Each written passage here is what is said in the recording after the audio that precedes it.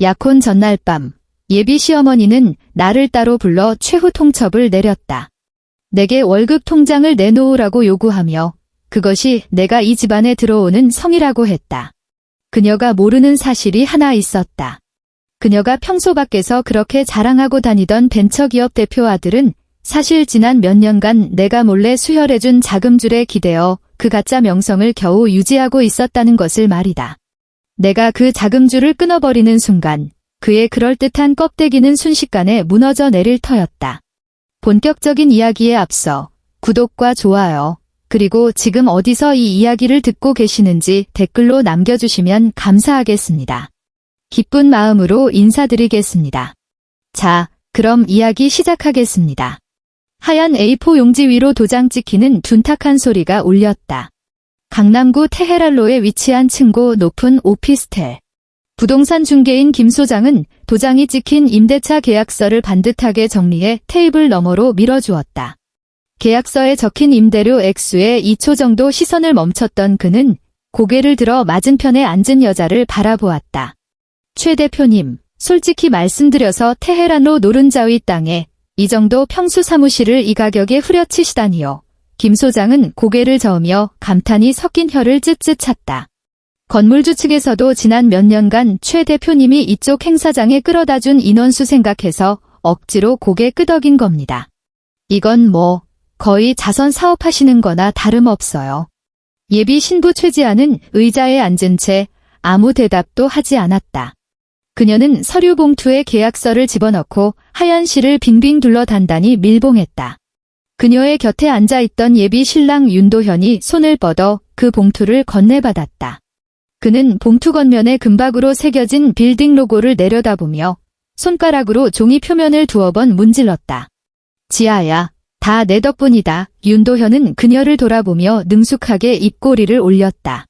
이번 라운드 투자금 들어오고 더 넓은 데로 이사하게 되면 내가 꼭 좋은 차 한 대 뽑아줄게. 요즘 대표들 다 외제차 몰고 다니는데 너 맨날 그 낡은 차 끌고 거래처 미팅 가는 거 보기 안 좋더라. 지아는 그가 계약서를 서류 가방에 쑤셔 넣는 모습을 가만히 지켜보았다. 그는 계약서의 세부 조항은 들춰보지도 않았으니 조기 계약 해지 시 위약금 3배 청구라는 독소 조항을 빼기 위해 지아가 어제 술자리에서 건물주를 상대로 얼마나 많은 폭탄주를 대신 마셔주었는지 알 리가 없었다. 돼서 지아는 자리에서 일어나 의자를 원래대로 밀어넣었다.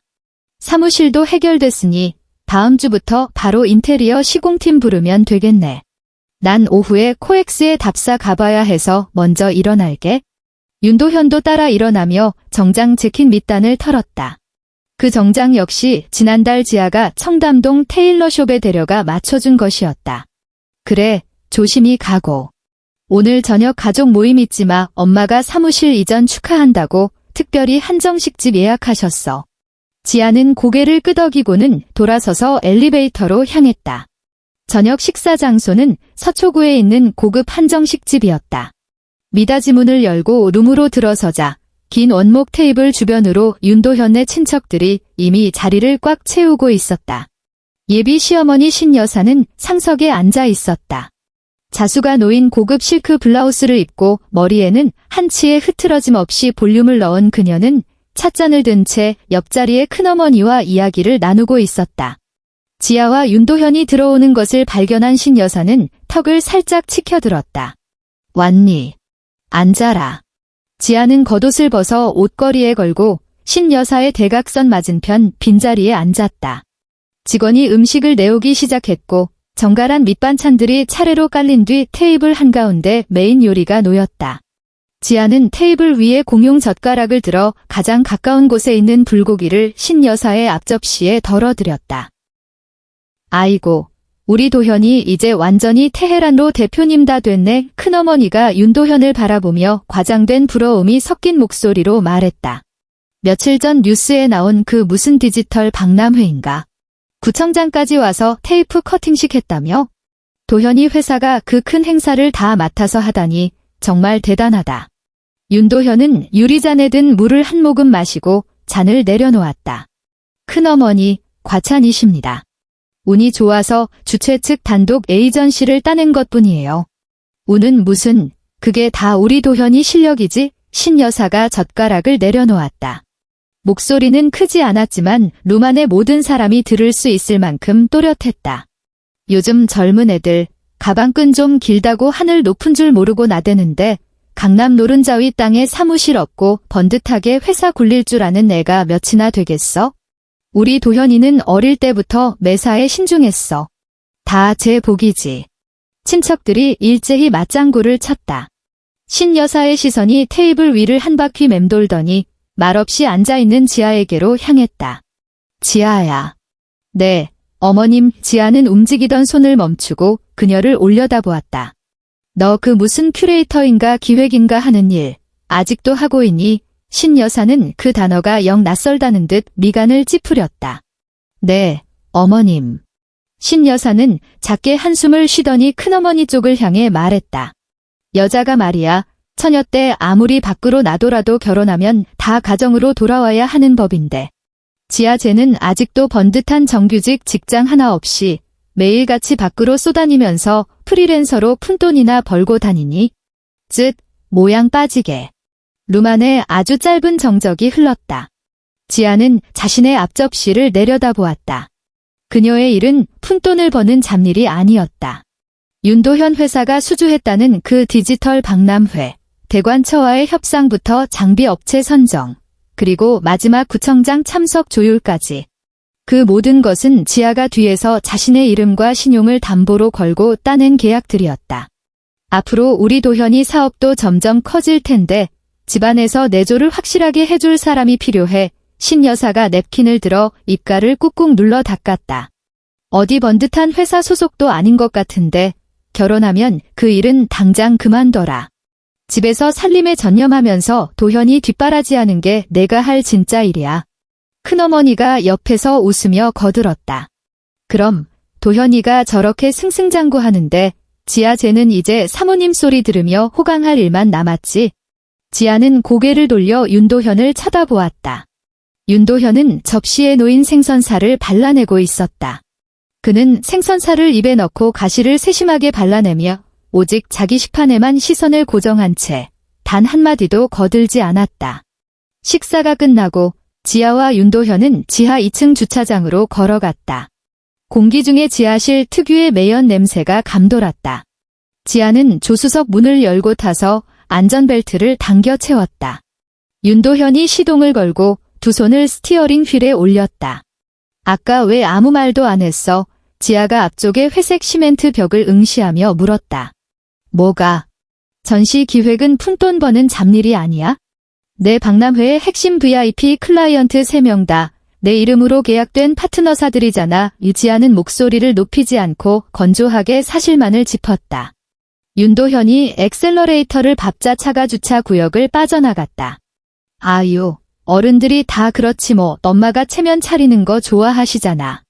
친척들 앞에서 폼 좀 잡으시겠다는데 그게 뭐 어때서 그래?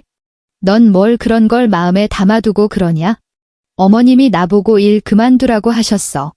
그냥 어른들 잔소리잖아. 윤도현이 스티어링 휠을 꺾으며 약간 짜증 섞인 말투로 대답했다. 내가 그냥 네 하고 좀 맞춰주면 안 돼? 꼭 그런 자리에서 엄마를 무안줘야겠어? 엄마 혼자 나 키우시느라 고생 많으셨어. 이제 내가 좀 자리 잡고 성과 내니까 당신도 자랑 좀 하고 싶으신 게 인지상정이지. 그냥 나봐서라도 한 귀로 듣고 한 귀로 흘려. 차가 지하 주차장을 빠져나오자 가로등 불빛이 차창 안으로 연달아 스쳐 지나갔다. 지아는 창밖으로 뒤로 밀려나는 거리의 풍경을 바라보았다. 무릎 위에 올려둔 그녀의 손가락이 무의식적으로 치마자락을 2번 문질렀다. 보름 뒤 지아의 스마트폰이 지잉 울렸다. 신 여사가 보낸 메시지였다. 주소와 시간 딱 2가지만 적혀 있었다. 오후 3시 지아는 청담동의 한 카페 문을 정각에 밀고 들어갔다. 신 여사는 이미 창가 자리에 앉아 있었고 그녀 앞에는 입도 대지 않은 찻잔이 놓여 있었다. 지아가 다가가 자리에 앉았다. 다음 달이면 약혼이네. 신 여사는 인사말도 없이 바로 본론으로 들어갔다. 너도 알겠지만 신혼집 전세금은 내가 낸 거지? 지아가 그녀를 똑바로 쳐다보며 대답했다. 네, 어머님. 그 전세 계약서 원본, 나한테 넘겨라. 이 신 여사는 창밖을 지나가는 사람들을 보며 너무나도 당연하다는 듯이 말했다. 테이블 아래 놓여있던 지아의 손이 멈칫했다. 원본을요? 그래. 공증받게 신 여사가 고개를 돌려 지아의 눈을 쏘아보았다. 너도 이제 곧 윤씨 집안 사람이야. 우리 도현이 지금 대표 타이틀 달고 매일같이 밖에서 대단한 분들 만나고 다니는데 자기 명의로 된 자산 하나쯤은 있어야 체면이 서지 않겠어? 내 그 전셋집, 도현이 명의로 돌리고 명예 변경 서류는 내가 알아서 처리하마. 이 돈은 내 혼수이자 우리 집안에 들어오는 내 성이라고 생각할게. 카페의 원두가는 기계에서 귀를 찌르는 굉음이 울렸다. 지아는 신 여사를 가만히 응시했다. 그 전세 계약서에 적힌 금액은 그녀가 지난 5년간 전시 기획 프로젝트를 따내며 밤낮 없이 일에 피가 나도록 모은 전 재산이었다. 어머님, 전세 계약은 제 이름으로 되어 있습니다. 그리고 이건 제 결혼 전 특유 재산입니다. 신 여사의 안색이 순식간에 싸늘하게 굳어졌다. 그녀가 찻잔을 앞으로 탁 밀어내자 찻잔 바닥과 유리 테이블이 부딪히며 날카로운 소리를 냈다. 너 지금 나랑 계산하자는 거니? 신 여사의 목소리가 반음계 높아졌다. 어디 감히 며느리가 어른한테 이런 식으로 말대꾸를 해. 도현이 대표 타이틀 아니었으면 넌 친척들 앞에서 번듯한 직장 하나 없는 백수 취급받았을 거다. 내가 계약서 넘기라는 건 다 우리 집안의 체면을 위해서야. 내가 우리 집에 시집 오려면 우리 집안 법도를 따라야지. 지아는 테이블 위에 찻잔을 내려다보았다. 찰랑거리는 찬물 표면에 천장의 샹들리에가 어른거렸다. 공증 관련 법적 절차는 제가 따로 알아보겠습니다. 지아는 자리에서 일어났다. 더 이상 단 한마디도 덧붙이지 않고 가방을 챙겨 출구를 향해 걸어갔다. 너 당장 안 서? 버르장머리 없이 이게 어른한테 무슨 태도야? 신 여사가 등 뒤에서 목소리를 지식이며 소리쳤다. 지아는 뒤도 돌아보지 않고 유리문을 밀고 밖으로 나갔다. 작업실로 돌아오니 이미 날이 어두워져 있었다. 지아는 컴퓨터 전원을 켰다. 모니터에서 뿜어져 나오는 차가운 푸른빛이 그녀의 얼굴을 비추었다. 그녀는 암호가 걸린 폴더를 클릭했다. 윤도현 회사의 벤더사 대부분이 지아가 연결해준 곳이었기에 그녀는 프로젝트 진척 상황을 체크하기 위해 회사 법인 계좌의 열람 권한을 계속 유지하고 있었다. 처음에는 그저 다음 달 행사장 대관 잔금 예비비가 잘 들어있는지만 확인할 생각이었다. 마우스 휠이 아래로 굴러갔다. 빼곡한 입출금 내역들이 눈앞을 스쳐 지나갔다. 그러다 3일 전 이체 내역 하나에 지아의 시선이 멈췄다. 출금 금액 5천만 원 적요란에는 마케팅 프로모션 비용이라고 적혀 있었다. 5천만 원에 이제 막 걸음마를 뗀 중소규모 에이전시에게 결코 적은 돈이 아니었다. 지아는 미간을 찌푸리며 해당 거래의 상세 영수증을 클릭했다. 수취인 계좌의 은행은 국민은행. 예금주 이름은 시스템상 가운데 글자가 별표 처리되어 신모숙이라고 표시되어 있었다. 지아의 손가락이 마우스에서 스르르 떨어졌다. 그녀는 서랍을 열어 낡은 수첩을 꺼냈다. 그 안에는 예전에 윤도현의 종합소득세 신고를 도와주며 복사해 두었던 서류들이 끼워져 있었다. 그녀는 서류 한 장을 빼냈다. 신 여사의 신분증 사본이었다. 신정숙. 지아는 다시 모니터로 고개를 돌렸다. 소위 마케팅 비용이라는 명목으로 돈이 빠져나간 계좌는 신 여사가 평소 윤도현에게 용돈을 받을 때 쓰는 개인 계좌의 끝자리와 완벽하게 일치했다. 윤도현은 행사장 잔금으로 치러야 할 회사 운영 자금을 빼돌린 것이다. 지아가 자신의 클라이언트들을 통해 피땀 흘려 벌어온 그 돈이 그녀를 향해 번듯한 직장도 없다며 비웃던 그의 어머니 개인 통장으로 고스란히 흘러 들어갔다. 작업실 안은 적막했다. 컴퓨터 본체 쿨러가 돌아가는 웅웅거리는 소리만 들릴 뿐이었다. 지아는 의자 등받이에 몸을 기댔다. 갑자기 속이 메스꺼워졌다. 분노라기보다는 겉보기엔 화려하고 정교한 도자기의 안쪽을 들여다보았는데 구더기가 우글거리는 것을 목격했을 때의 생리적인 혐오감에 가까웠다. 그녀는 지난 3년 동안 자신의 신용을 담보로 걸고 사업계획서 한 장 제대로 쓰지 못하는 멍청한 남자를 어른들 앞에서 떵떵거리는 번듯한 대표님으로 억지로 떠받들어 주었다. 그런데 그 대표님이라는 작자는 그녀가 벌어온 돈을 뒤로 빼돌려 자기를 조롱하는 시어머니에게 갖다 바치고 있었다. 약혼 전날 밤. 초인종이 울렸다. 지아는 현관으로 걸어가 도어록 열린 버튼을 눌렀다. 윤도현이 고급 백화점 로고가 찍힌 쇼핑백을 들고 들어왔다.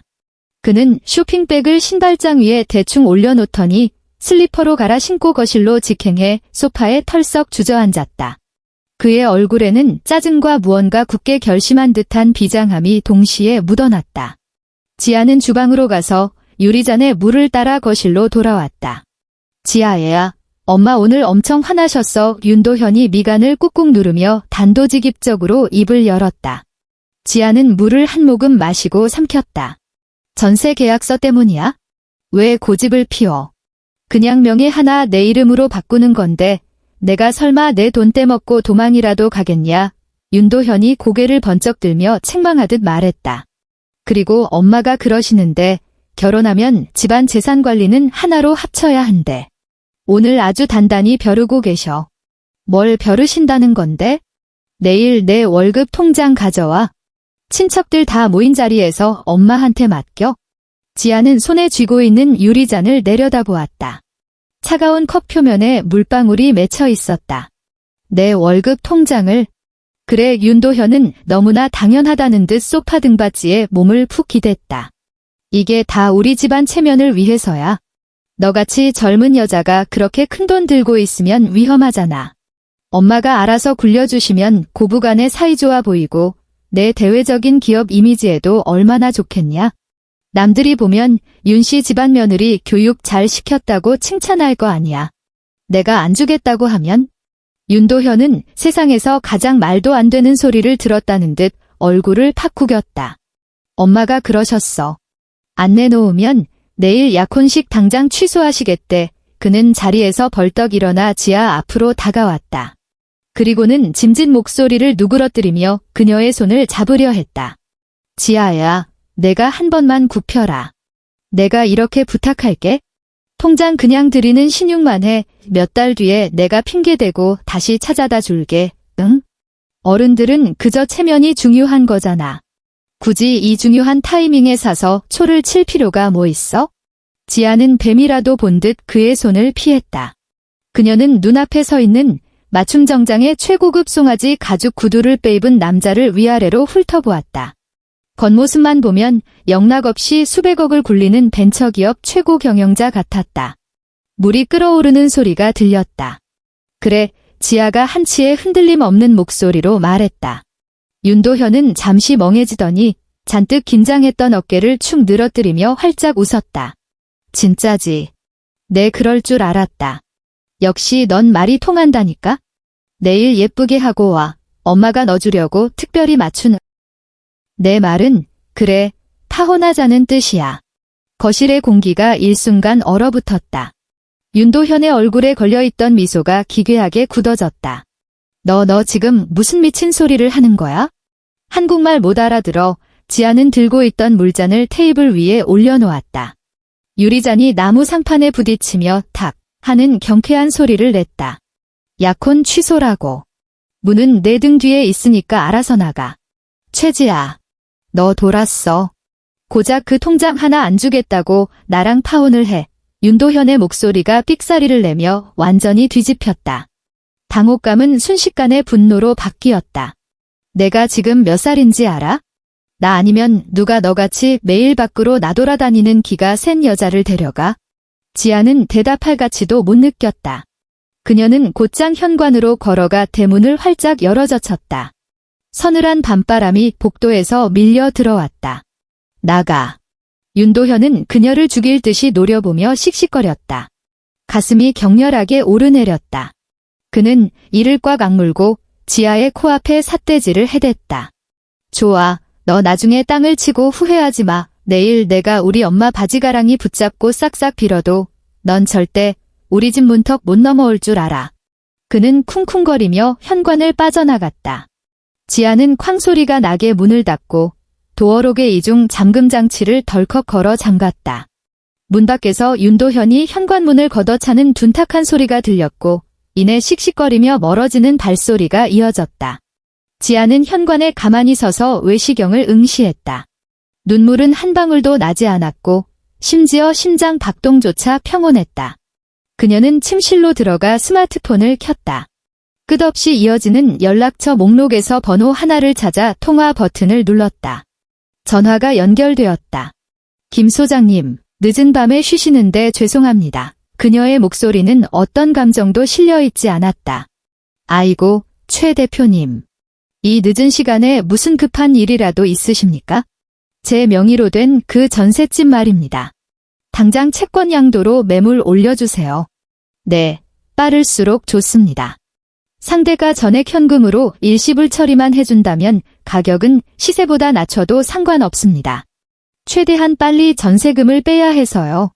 전화를 끊자마자 스마트폰 화면 상단에 알림창이 떴다. 이어서 2개, 3개의 알림이 연달아 울렸다. 지아가 카카오톡을 열었다. 윤도현의 친척 단체방이 미친 듯이 불타고 있었다. 신 여사가 메시지를 연달아 올렸다. 요즘 젊은 것들은 아주 무서워서 못 쓰겠네. 혼수 좀 해오라며 성의를 보이라고 했더니 안면을 싹 바꾼다. 다들 내일 일정 취소해라. 약혼식은 없다. 이어서 2번째 메시지가 올라왔다. 우리 도현이가 어떤 애인데? 번듯한 대표인데 명문가 규수 하나 못 구하겠니? 그 최지아라는 기집애, 우리 도현이 돈 냄새 맡고 재산 꿀꺽하려던 게 분명하다. 어른 모실 줄도 모르는 천박한 것. 큰어머니가 맞장구를 쳤다. 어머나, 세상에 웬일이니? 지아가 보기엔 얌전해 보였는데 아주 여우였네. 도현아, 그런 이기적인 여자는 절대 집에 들이면 안 된다. 그 아래로 윤도현이 메시지를 남겼다. 다들 진정하세요. 지아가 너무 자기중심적이라 홧김에 저를 시험해 보려는 겁니다. 어른들은 신경 쓰지 마시고 푹 쉬세요. 제가 알아서 잘 구슬려 보겠습니다. 지아는 화면 위로 쉴 새 없이 튀어오르는 말풍선들을 가만히 내려다보았다. 윤도현이 끝까지 자신은 아무 잘못 없는 완벽한 피해자인 척 연기하며 이 와중에도 자기가 빠져나갈 구멍을 파놓는 꼴이 역겨웠다. 그녀는 단체방에 점 하나도 찍지 않았다. 지아는 스마트폰을 침대 위로 던져버리고 작업실로 들어갔다. 책상 앞에 앉아 컴퓨터를 켰다. 듀얼 모니터에 빛이 들어왔다. 그녀는 웹 브라우저를 열어 서울 3대 대형 컨벤션 센터의 백오피스 예약 시스템에 접속했다. 계정 관리 메뉴를 클릭했다. 권한 부여된 사용자 목록을 찾았다. 그곳에는 윤도현의 회사 이름이 당당하게 등록되어 있었다. 지아는 그 이름을 확인하고 붉은색 승인 철회 버튼을 마우스로 눌렀다. 시스템 경고창이 화면 중앙에 떴다. 해당 기업의 사용자 권한을 정말로 철회하시겠습니까? 철회 후에는 해당 기업 명의로 된 모든 대기 중인 예약건이 신용보증이 해제되며 자격 심사를 처음부터 다시 받아야 한다는 무시무시한 경고 문구였다. 그녀는 망설임 없이 확인을 눌렀다. 다음으로 조명 장비 업체의 내부 인트라넷에 로그인했다. 비밀번호 변경을 클릭했다. 기존 비밀번호를 입력하고 아무도 모르는 새로운 비밀번호를 타이핑했다. 확인. 그 다음은 대형 스크린 렌털 업체, 홍보대행사 플랫폼, 행사 굿즈 제작 공장. 총 12개의 핵심 비즈니스 플랫폼. 윤도현의 그 알량한 벤처기업이 굴러갈 수 있게 숨통을 틔워주던 12개의 생명줄이었다. 새벽에 고요한 작업실 안에 키보드를 두드리는 다닥다닥 소리만이 날카롭게 울려 퍼졌다. 엔터 키를 내리칠 때마다 윤도현에게 꽂혀있던 수혈 호스가 하나씩 무자비하게 뽑혀나갔다. 마지막 12번째 사이트의 비밀번호 변경 성공 알림창이 모니터에 떠오른 순간 벽에 걸린 시계는 정확히 새벽 2시를 가리키고 있었다. 지아는 브라우저를 모두 닫고 본체에 꽂혀있던 보안 인증용 USB를 뽑아 서랍 깊숙이 던져 넣었다. 모니터 화면이 까맣게 꺼졌다. 암전된 화면 위로 아무런 감정도 읽을 수 없는 그녀의 차가운 얼굴이 비쳤다. 내일 오전 9시 테헤란로 오피스텔에는 평소와 다름없는 새 아침이 밝을 것이다. 그리고 윤도현의 화려한 대표실 책상 위에는 끔찍한 눈사태가 덮칠 예정이었다. 오전 9시. 테헤란로의 층고 높은 빌딩 통유리창을 뚫고 들어온 아침 햇살이 사무실 카페트 위로 예리한 빛의 조각을 만들어냈다. 윤도현은 한 손에 투샷을 추가한 아이스 아메리카노를 든 채 여유롭게 엘리베이터에서 내렸다. 오늘을 위해 특별히 골라맨 은은한 광택의 실크 넥타이를 매만지며 그는 가벼운 발걸음으로 회사 정문 앞에 섰다. 자동문이 양옆으로 스르륵 열리며 기분 좋은 기계음을 냈다. 하지만 평소라면 들려야 할 키보드 타이핑 소리는 들리지 않았다. 넓은 사무실 안은 무덤처럼 고요했다. 5명의 직원들은 자기 자리에 앉아있지 않고 전부 박 팀장의 모니터 앞에 불안하게 모여 서 있었다. 아무도 입을 열지 않았고 오직 컴퓨터 본체의 쿨러 돌아가는 미약한 소리만 공간을 맴돌았다. 아침부터 일은 안 하고 다들 모여서 아침 조회라도 합니까? 윤도현은 출입문과 가장 가까운 회의용 테이블 위에 아이스 아메리카노를 내려놓았다. 플라스틱 컵 바닥이 부딪히며 탁 소리가 났다. 직원들이 일제히 사색이 된 얼굴로 그를 돌아보았다. 박 팀장의 목을대가 크게 출렁였다. 그는 마우스를 얼마나 꽉 쥐었는지 손가락 마디가 하얗게 질려 있었다. 대표님 박 팀장의 목소리가 바싹 말라붙어 있었다. 그가 옆으로 반보 물러서며 모니터 화면을 가리고 있던 몸을 치웠다. 대관처 백오피스 시스템이 로그인이 안 됩니다. 윤도현은 미간을 구기며 정장 재킷의 단추 하나를 풀고 성큼성큼 다가갔다. 로그인이 안 되다니? 비밀번호 3번 이상 틀려서 계정 잠겼어요. 내가 평소에 비밀번호 스마트폰 메모장에 잘 적어두라고 그렇게 신신당부를 했는데도 그는 허리를 숙여 박 팀장의 손을 거칠게 밀어내고 자신이 직접 마우스를 잡았다. 모니터 정중앙에 거대한 붉은색 경고창이 떠 있었다. 접근이 거부되었습니다. 해당 기업 계정과 연동된 신용보증인이 승인을 철회했습니다. 윤도현은 화면의 글자를 뚫어져라 쳐다보며 눈을 빠르게 2번 깜빡였다. 이거 무슨 시스템 오류입니까? 그가 허리를 펴며 짜증 섞인 목소리로 지시했다. 당장 IT 지원팀에 전화해서 우리가 다음 달 디지털 박람회 단독 에이전시라고 똑똑히 말하고 당장 권한 복구하라고 하세요. 대표님, 10분 전에 벌써 통화했습니다. 박 팀장이 마른 침을 꿀꺽 삼켰다. 시스템 오류가 아니랍니다. 메인 계정 소유자가 오늘 새벽 2시 14분에 우리 회사에 대한 모든 신용 보증을 수동으로 해제했다고 합니다. 절차에 따라 우리 회사는 지금 즉시 무보증 상태로 강등되었고 진행 중이던 모든 대관 예약 프로토콜이 전부 동결 처리됐답니다. 윤도현의 얼굴이 돌처럼 굳어졌다.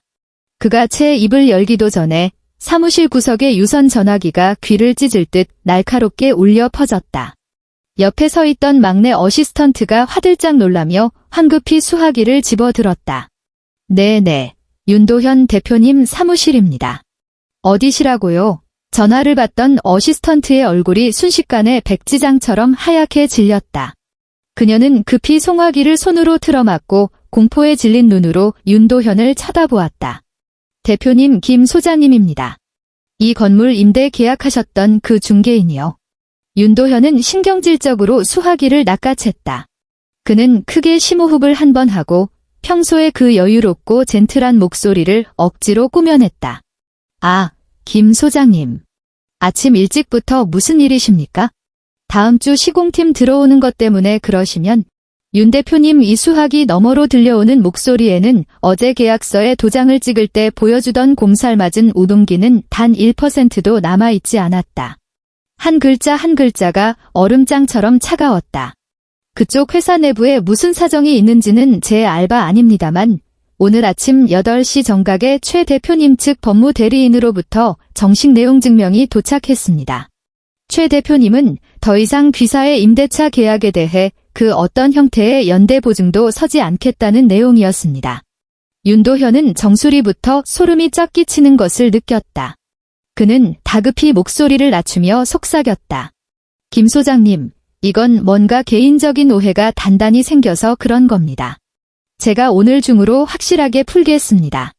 어찌됐든 계약서의 도장은 이미 다 찍힌 마당에 계약서 특약 사항 3페이지, 윤 대표님 어제 펼쳐보지도 않고 가방에 그냥 쑤셔 넣으시더군요. 김 소장의 목소리가 전화기를 뚫고 나올 듯 날카롭게 찔러 들어왔다.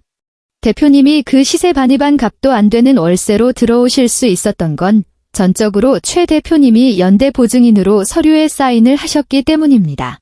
이제 보증이 철회되었으니 임대료는 즉시 원상 복구됩니다.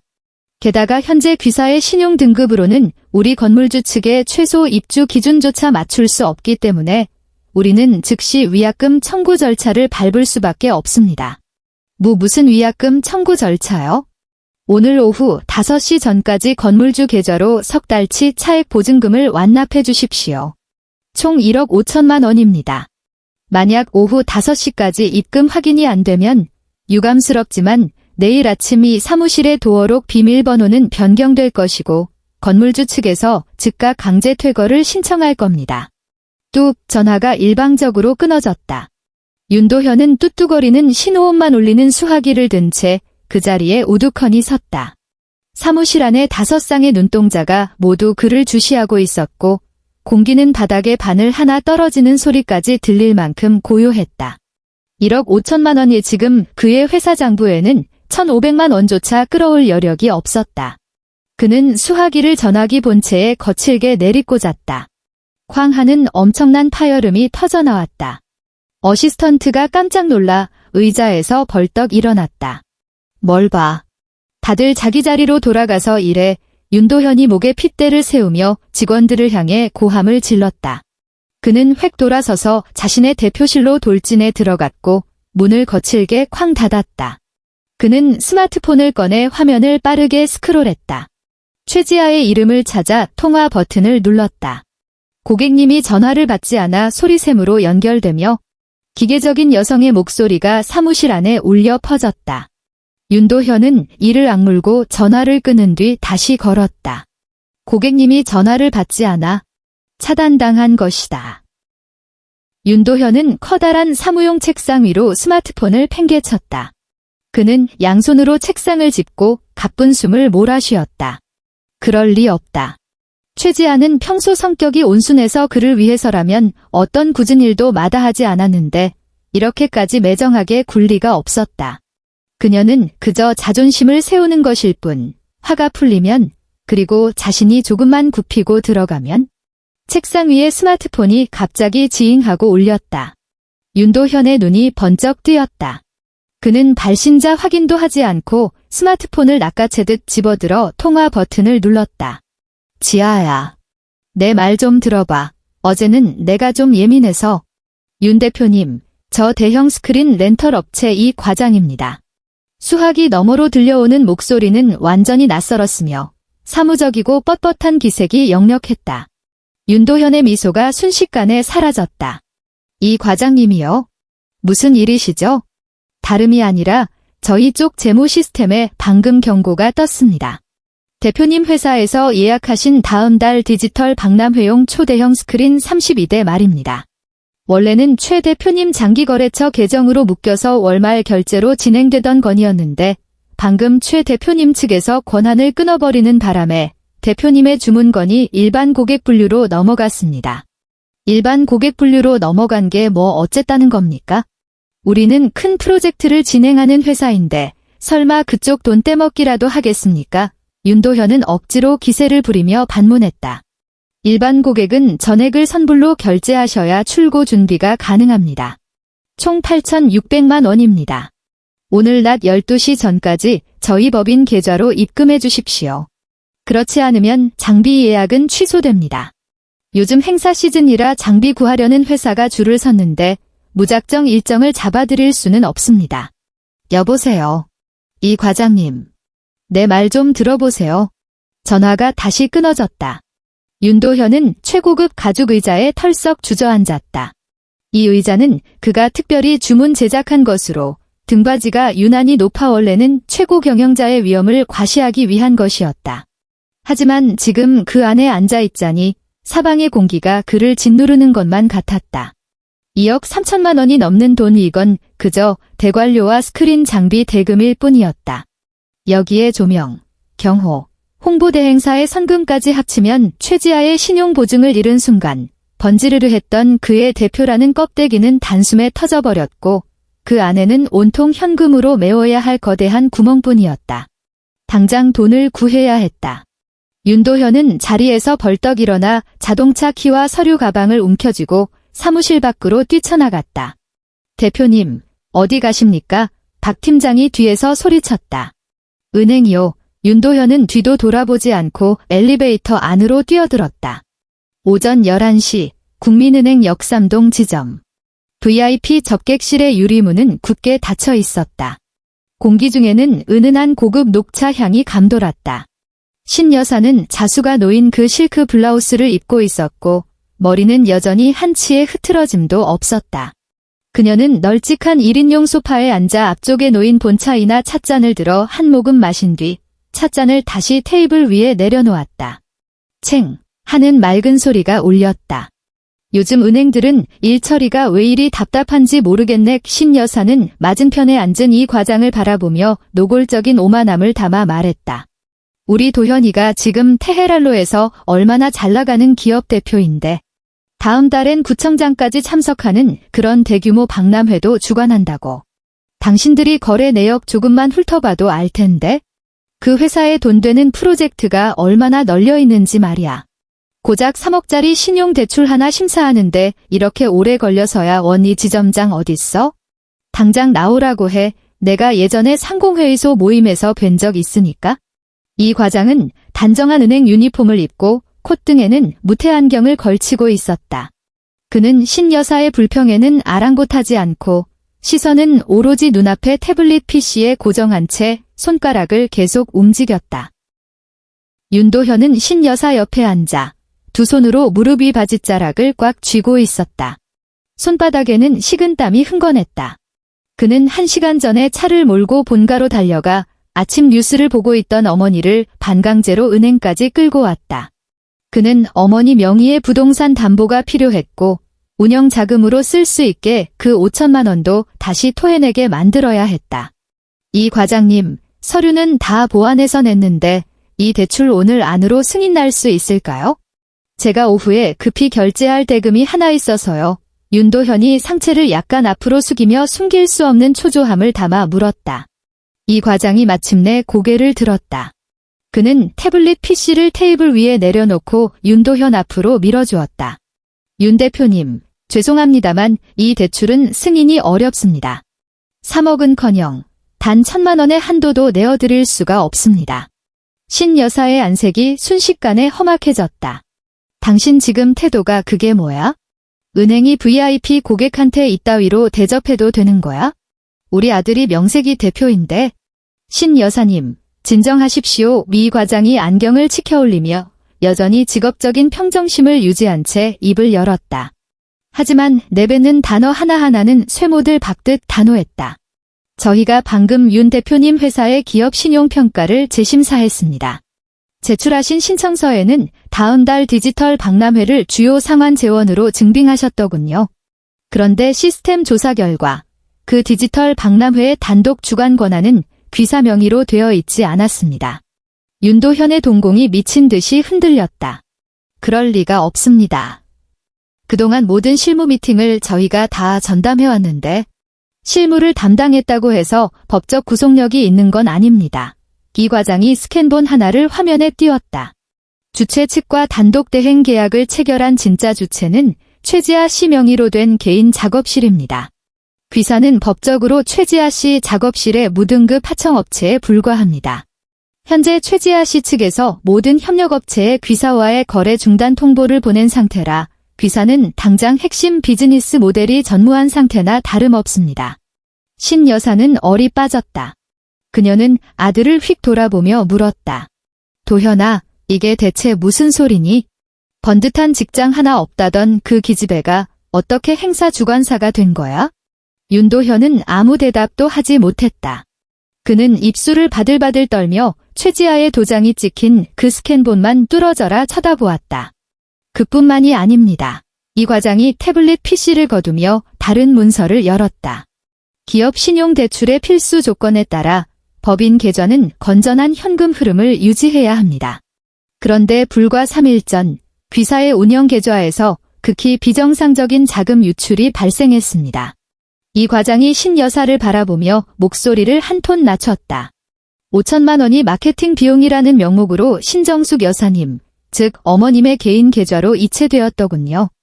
윤 대표님, 행사선수금 성격의 법인 자금을 직계 가족의 개인 통장으로 빼돌리는 행위는 은행의 리스크 관리 시스템상 초고위험 자산은닉 행위에 해당합니다.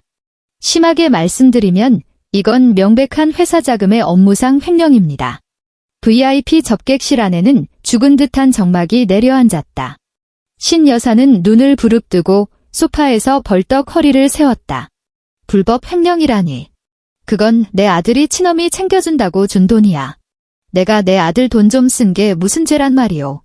엄마, 윤도현이 갑자기 벼락같이 고함을 질렀다. 신 여사는 깜짝 놀라 일그러진 표정을 한 윤도현을 쳐다보았다. 그 돈 당장 내놔요. 윤도현은 덜덜 떨리는 목소리로 어머니의 팔뚝을 덥석 잡았다. 엄마, 지금 자존심 세울 때가 아니야. 오후 5시 전까지 돈 못 구하면 내 회사 진짜 끝장난다고. 그 5천만 원 빨리 토해내. 일단 사무실 월세 구멍부터 메워야 하니까. 신 여사의 표정이 딱딱하게 굳었다. 그녀는 아들의 손을 뿌리치며 시선을 이리저리 피했다. 내가 지금 5천만 원이 어딨어. 돈이 왜 없어? 3일 전에 통장으로 꽂아줬잖아. 윤도현이 자리에서 일어나 어머니를 내려다보며 쏘아붙였다. 다 썼다. 왜? 코너에 몰린 신 여사도 덩달아 언성을 높였다. 너 약혼한다며? 그래서 그 돈으로 제일 비싼 특급 호텔 연회장 예약하고 외삼촌의 답례품으로 줄순금 수저 세트짝 뽑았어. 어제는 청담동 피부과 가서 최고급 연간 회원권도 끊었고 내 회사가 5천만 원도 못 되는 빈 껍데기인지 내가 어떻게 알았겠어. 윤도현은 눈앞이 새카매지며 다리에 힘이 풀려 소파에 털썩 주저앉았다. 다 썼다고. 생명줄 같던 5천만 원이 고스란히 호텔 예약금, 허세용 순금 수저, 그리고 피부과 회원권으로 증발해버린 것이다. 불과 어제까지만 해도 콧대를 한껏 높이며 최지아에게 전 재산을 내놓으라고 호통을 치던 그녀였다. 이 과장이 자리에서 일어나 정장 단추를 채웠다. 상황 파악이 되셨으면 이만 돌아가 주시죠. 만약 귀사에서 단기간 내에 이 자금 횡령 구멍을 메우지 못한다면 저희는 금융계 블랙리스트에 귀사를 등재할 수밖에 없습니다. 안녕히 가십시오. 유리문이 열리고 바깥 로비에 시끌벅적한 소음이 밀려 들어왔다. 윤도현은 소파에 멍하니 앉아 귀에서 이명이 울리는 것을 느꼈다. 그의 회사, 그가 그토록 애지중지 지켜왔던 대표라는 완장. 그 모든 것이 불과 4시간 만에 그를 산채로 파묻어버릴 폐허로 전락해버렸다. 저녁 8시. 서울엔 가랑비가 내리고 있었다. 빗방울이 작업실 유리창을 때리며 주룩주룩 물자국을 남겼다. 최지아는 컴퓨터 앞에 앉아 대관처에서 보내온 수정된 평면도를 꼼꼼히 검토하고 있었다. 윤도현의 회사를 차버리긴 했지만 박람회 준비는 차질 없이 진행되어야 했다. 그녀는 자신의 작업실 명의로 모든 외주 업체의 실무를 직접 통제하기 시작했다. 쓸데없이 폰만 잡던 윤도현이라는 중간 단계가 사라지자 오히려 소통의 효율성은 놀라울 정도로 껑충 뛰었다. 현관에서 도어록 버튼을 누르는 소리가 들려왔다. 삑, 삑, 삑. 비밀번호 오류. 붉은 불빛이 깜빡였다. 이어서 문을 미친 듯이 두드리는 소리가 났다. 지아야. 지아, 너 안에 있는 거 다 알아. 문 좀 열어봐. 윤도현의 목소리가 두꺼운 방화문을 뚫고 들어오며 빗소리에 섞여 처참하게 찢겨 있었다. 지아는 도면을 저장하고 자리에서 일어났다. 현관으로 걸어가 외시경으로 밖을 내다보았다. 윤도현이 복도에 서 있었다. 비싼 맞춤 정장은 이미 비에 흠뻑 젖어 어깨 쪽 원단이 흉하게 얼룩진 채 살갗에 달라붙어 있었다. 그의 손에는 빗물에 퉁퉁 불어버린 종이 쇼핑백이 들려 있었는데 그 사이로 고급 홍삼 선물 세트의 모서리가 삐죽 나와 있었다. 젖은 머리카락은 이마에 딱 달라붙어 마치 물에 빠진 생쥐꼴, 아니 길가에 버려진 유기견 꼴이었다. 지아는 도어록의 열림 버튼을 눌렀다. 철컥하고 문이 열렸다. 복도에 찬바람과 비릿한 비 냄새가 한꺼번에 밀려 들어왔다. 윤도현은 지아를 보자마자 잔뜩 힘이 들어가 있던 어깨를 축 늘어뜨렸다. 그는 한 발짝 다가서며 어제 보여주던 그 자신감 넘치는 미소를 억지로 지어 보이려 했지만 지금 그의 처참한 몰골과 합쳐져 기괴할 정도로 우스꽝스러웠다. 지아야, 비밀번호 바꿨구나. 그가 손에 든 쇼핑백을 들어 올렸다. 빗물이 쇼핑백 모서리를 타고 바닥으로 뚝뚝 떨어졌다. 이것 봐. 내가 제일 좋아하는 브랜드 홍삼 사왔어. 어제는 내가 정말 미안해. 월급 통장 달라는 소리 하는 게 아니었는데. 엄마가 연세도 있으시고 옛날 분이라 고집이 좀 세잖아. 내가 아까 단단히 말씀드리고 혼내고 왔어. 그러니까 제발 화 좀 풀어. 응? 지아는 현관을 떡하니 가로막고 선체 팔짱을 꼈다. 아예 집 안으로 들일 생각조차 없어 보였다. 그녀의 시선이 그 홍삼 상자에 머물렀다. 그 홍삼, 내가 뽑겠다던 그 외제차 예산으로 산 거야? 아니면 외삼촌한테 돌린 순금 수저 환불해서 사온 거야? 지아의 목소리에는 어떤 감정의 기복도 없었다. 윤도현의 미소가 차갑게 굳어버렸다. 쇼핑백을 들고 있던 그의 팔이 스르르 밑으로 떨어졌다. 너 이번 박람회 뒤에서 대체 무슨 짓을 꾸민 거야? 윤도현의 목소리가 덜덜 떨리기 시작했다. 더 이상 다정한 척 연기조차 하지 못했다. 처음부터 내가 권한 다 틀어지고 있었던 거. 오늘처럼 내 숨통 언제든 끊어버리려고 일부러 판짠 거지. 맞지? 최지아, 너 어떻게 이렇게 독한 여자일 수가 있어. 내가 내 손에 다 넘겨준 거잖아. 영문 임대 계약서 한 줄 제대로 못 읽어서 벌벌 떠는 주제에. 넌 그저 내가 다 후려쳐 놓은 단가에 대표랍시고 폼 잡으며 사인이나 갈길 줄 알았지. 지아는 마치 길가에 버려진 낡은 가구를 보듯 그를 내려다보았다. 나는 대표야.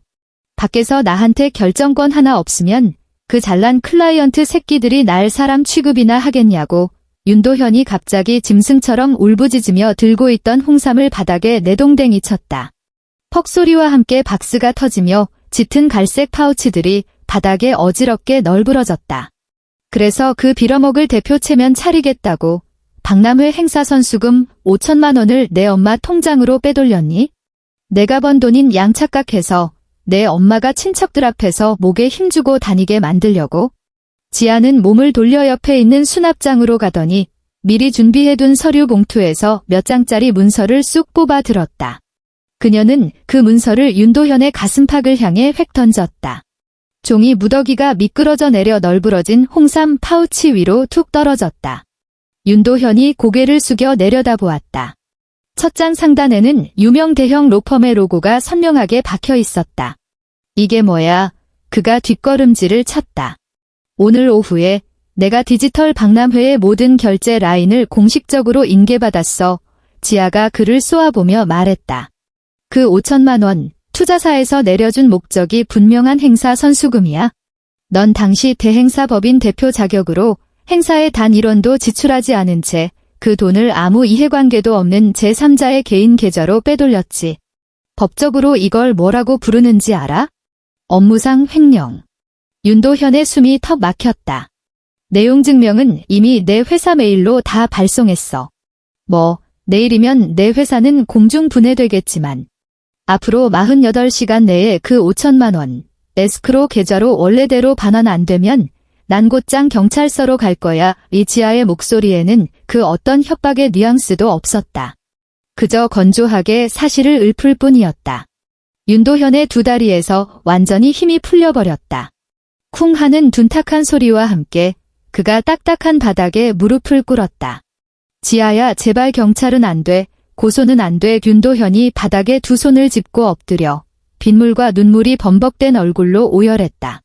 고개를 든 그의 얼굴은 평소 그렇게 애지중지 공들여 가꾸던 모습은 온데간데 없이 처참하게 일그러져 있었다.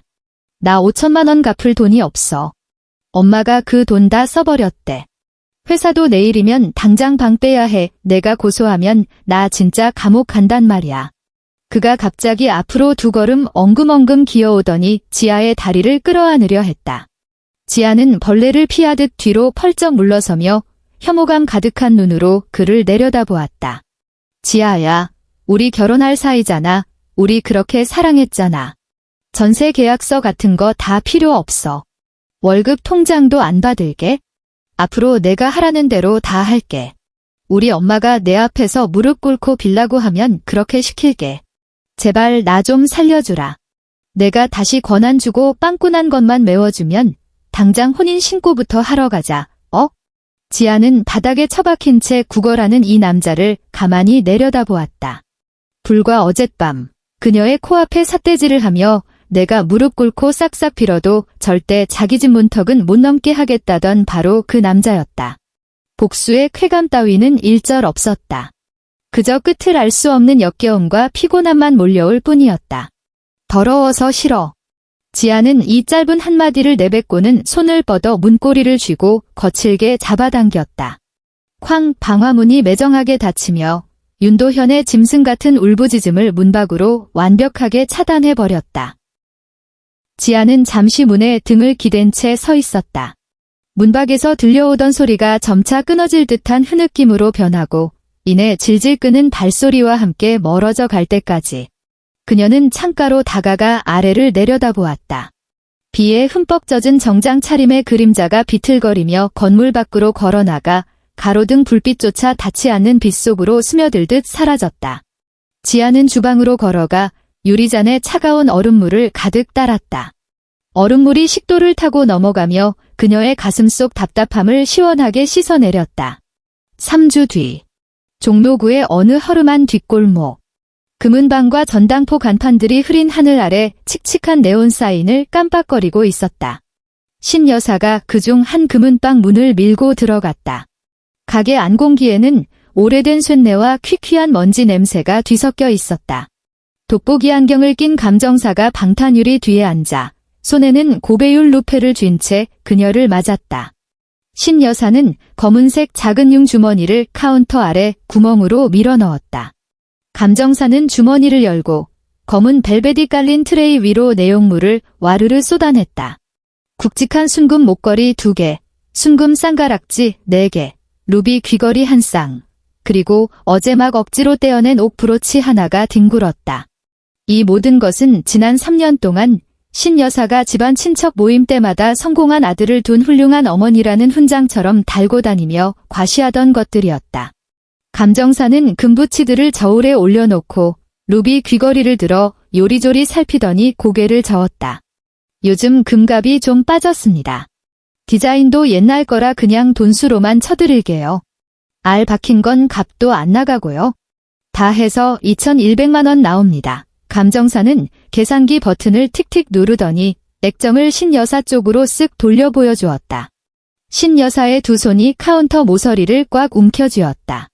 얼마나 꽉 쥐었는지 손톱 밑이 하얗게 질려 있었다. 2,100만 원. 당신 볼 줄 모르는 거 아니야? 이 옥 브로치는 내가 강남 백화점에서 1,000만 원 넘게 주고 산 거란 말이오. 신 여사의 목소리가 날카롭게 찢어지며 그녀 특유의 위험을 억지로 짜내려 했다. 감정사는 고개도 들지 않고 퉁명스럽게 대꾸했다. 사모님, 백화점 조명값이 800만 원입니다. 여기 종로 바닥이에요. 이 가격에 못 파시겠으면 문 열고 나가서 왼쪽으로 꺾으세요. 금은방 널렸으니까 천천히 발품 팔아보시든가요. 장담하건대 저보다 더 쳐주는 데는 없을 겁니다. 현금으로 빼드려요. 신 여사는 트레이 위에 놓인 귀금속들만 뚫어질 듯 노려보았다. 윤도현의 회사는 이미 강제 퇴거당해 공중 분해되었다. 아들이 그 5천만 원 횡령건으로 경찰서에 끌려가는 것만은 막기 위해 신 여사는 그 좋다는 특급 호텔 연회장을 취소해 위약금을 물었고 답례품도 다 환불했다. 심지어 전세금까지 털어번 듯한 아파트 방을 빼고 습기 찬 반지하 단칸방으로 쫓겨나듯 이사했다. 거기다 이 금부치들까지 싹 다 팔아치워야 겨우 그 구멍을 메울 수 있는 처지였다. 콧대 높던 대표님 아들은 이제 하루 종일 반지하 방구석에 틀어박혀 걸려오는 전화 한 통 제대로 받지 못하는 폐인이 되어 있었다. 계산해줘요. 이 계좌로 싸주고 신 여사는 쉰 목소리로 통장 하나를 밀어넣었다. 서명을 마친 그녀가 거래 명세서를 쥐고 금은방을 나섰다. 찬바람이 뺨을 때리자 그녀는 몸을 부르르 떨었다. 그녀는 주머니에서 스마트폰을 꺼내 메신저 앱을 열었다. 화면 가득 붉은색 숫자 알림이 터질 듯이 차 있었다. 큰어머니가 보낸 메시지였다. 정수가, 너네 집 도현이 대체 어찌 된 거니? 회사 쫄딱 망했다는 소문이 파다하던데? 지난달에 우리한테 빌려간 700만 원은 언제 갚을 거야? 신우이도 메시지를 보냈다. 옳게, 지금 연락 피하고 숨어있을 때가 아니야. 우리 남편이 옳게 말만 철석같이 믿고 그 무슨 박람회인가에 1천만 원이나 넣었는데 다 허공에 날리게 생겼잖아. 당장 돈 내놔. 사촌 동생의 조롱 섞인 문자가 이어졌다. 아휴, 며칠 전까지만 해도 무슨 세기에 결혼식 올린다고 그렇게 유세 떨더니 진짜 개망신이 따로 없네. 신 여사는 불과 얼마 전까지 자신에게 아부하던 친척들이 이제는 하나같이 빛 독촉과 조롱만 퍼붓는 텍스트를 망연자실하게 바라보았다. 그녀의 손가락이 허공에서 바들바들 떨렸다. 당장이라도 화를 내며 내 아들은 재수가 없었을 뿐이라고, 내가 이 집안 어른인데 어디서 말대꾸냐고 호통치고 싶었다. 하지만 그녀는 단 한 글자도 찍어 누르지 못했다. 그녀는 전원 버튼을 눌러 화면을 까맣게 꺼버렸다. 스마트폰을 다시 주머니에 쑤셔 넣고 코트깃을 바짝 여민 채 쓸쓸하고 비참하게 서울의 차가운 거리를 걷는 인파 속으로 묻혀버렸다. 같은 시간 강남구 코엑스 전시장. 3만 제곱미터가 넘는 거대한 홀 안은 사람들의 열기로 뜨거웠다. 웅장한 초대형 LED 스크린에서는 디지털 박람회의 화려한 콘셉트 영상이 쉴 새 없이 돌아가고 있었다. 형형색색의 빛이 매끄러운 대리석 바닥 위로 찬란하게 쏟아졌다. 최지아는 몸에 딱 떨어지는 세련된 검은색 슈트 재킷을 입고 목에는 총괄 책임자라는 명찰을 단 채 태블릿 PC를 들고 마지막 동선 체크를 하고 있었다. 각 파트별 협력업체 책임자들이 그녀 곁을 바쁘게 오가며 진행 상황을 쉴 새 없이 보고했다. 허세 가득한 자존심만 세워줘야 했던 멍청한 가짜 대표가 중간에서 회방을 놓지 않으니 모든 지시사항은 놀라울 정도로 빠르고 완벽하게 돌아갔다. 최 대표님. 지아가 고개를 들었다. 서울시 문화재단 이사장이 수행원들을 거느리고 다가오고 있었다. 이사장은 일사불란하게 세팅된 부스들을 둘러보며 매우 흡족한 미소를 지었다. 아주 훌륭하군요. 갑작스럽게 주관사 법인이 변경되었다고 해서 일정이 꼬일까 봐 걱정했습니다. 역시 그동안 뒤에서 묵묵히 일하셨던 진짜 실력자께서 전면에 나서시는 게 100번 옳은 결정이었습니다. 이사장이 먼저 손을 내밀었다. 지아는 이사장의 손을 굳게 맞잡으며 가볍게 목례했다. 믿어주셔서 감사합니다. 이사장님. 하반기에 예정된 대규모 엑스포 몇 건이 양해각서 저희 쪽에서 미리 준비했습니다. 이사장 곁에 섰던 비서관이 고급스러운 네이비색 가죽 폴더를 건네주었다. 최 대표님께서 의향만 있으시다면 지금 바로 포괄적 업무 협약을 맺고 싶습니다만. 지아가 그것을 받아들었다. 가죽 폴더의 묵직하고 단단한 촉감이 손끝에 전해졌다. 비서관이 은장 만년필을 건넸다. 주변은 무척 소란스러웠다. 음향 테스트용 베이스 사운드가 공기를 진동시켰고 무대 장비를 나르는 대차 굴러가는 소리가 요란하게 울렸다. 하지만 지아의 내면은 그 어느 때보다 깊고 평온했다. 그녀는 계약서 폴더를 펼쳐 마지막 장의 서명란을 쳐다보았다. 지난 3년간 그녀는 항상 이 자리에 서서 윤도현 대리라고 조심스럽게 적거나 한 발짝 뒤로 물러서서 그 무능한 남자가 무슨 내용인지도 모르는 서류에 폼을 잡으며 휘갈겨 사인하는 꼴을 지켜봐야만 했다. 그녀는 한때 자신의 빛을 숨긴 채 다른 사람을 정상에 세워주는 것이 사랑이라고 믿었다. 하지만 그렇게 억눌러 지워버린 자신의 이름은 결국 자신의 심장을 뚫는 날카로운 총알이 되어 돌아올 뿐이었다. 지아는 만년필을 고쳐 쥐었다. 펜촉이 고급 종이 표면에 닿으며 사각거리는 작지만 확고한 마찰음을 냈다. 그녀는 더 이상 누구의 눈치도 보지 않았고 단 1초도 망설이지 않았다. 그녀는 뚜렷하고 힘있는 필치로 법인 대표 서명란의 빈칸을 채워 넣었다. 최지아. 하얀 종이 위에 박힌 까만 글씨. 그 누구에게도 의존하지 않고 그 어디에도 숨지 않은 온전한 그녀 자신의 이름이었다. 그녀는 폴더를 덮어 비서관에게 돌려주었다. 전시장 천장에 눈부신 조명들이 일제히 쏟아져 내리며 그녀가 앞으로 걸어가야 할 탁 트인 길을 환하게 비추고 있었다. 여기까지 시청해주셔서 감사합니다. 저희 채널의 좋아요와 구독 버튼 잊지 말고 눌러주세요. 다음 영상에서 또 뵙겠습니다.